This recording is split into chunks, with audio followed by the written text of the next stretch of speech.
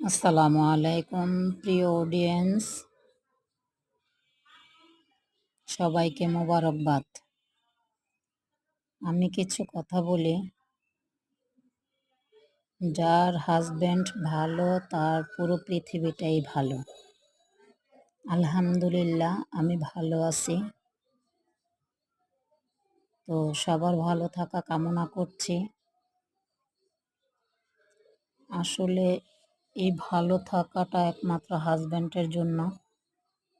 যেমন আমি ভীষণ অসুস্থ, কিন্তু আমার হাজব্যান্ড আমাকে যেভাবে কেয়ার করে, সেবা করে, এটা আসলে অত্যন্ত প্রশংসনীয়।